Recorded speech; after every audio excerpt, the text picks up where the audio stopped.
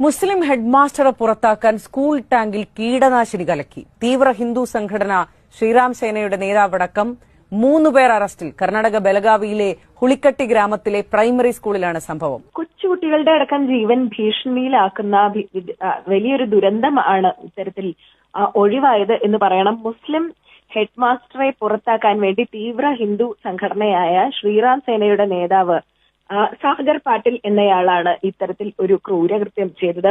2 കൂട്ടാളികളെ ഉപയോഗിച്ചാണ് ഇയാൾ സ്കൂളിലെ ടാങ്കിൽ കീടനാശിനി കലക്കിയത് എന്നുള്ളതാണ് ഇപ്പോൾ പോലീസ് കണ്ടെത്തിയിരിക്കുന്നത്.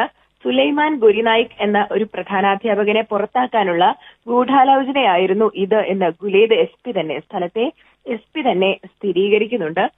നാട്ടിൽ വർഗീയ കലാപം ഉണ്ടാക്കാനുള്ള വകുപ്പ് അടക്കം ചുമത്തി ഇയാൾക്കെതിരെ ഇപ്പോൾ കേസ് കൂടി രജിസ്റ്റർ ചെയ്തിട്ടുണ്ട്. ജൂലൈ 14-നാണ് ഈ സംഭവം ഉണ്ടായത്. അന്ന് ഇവിടുത്തെ ടാങ്കിൽ നിന്ന് വെള്ളം കുടിച്ച ചില കുട്ടികൾക്ക് ദേഹാസ്വാസ്ഥ്യം ഉണ്ടായിരുന്നു. ഇത് മറ്റു കുട്ടികൾ പ്രധാനാധ്യാപകനോടും മറ്റ് അധ്യാപകരോടും പറഞ്ഞതിനെ തുടർന്ന് അവർ ഇവിടെ എത്തി പരിശോധിക്കുകയും പെട്ടെന്ന് ടാങ്ക് പൂട്ടുകയും ചെയ്തതാണ് വലിയൊരു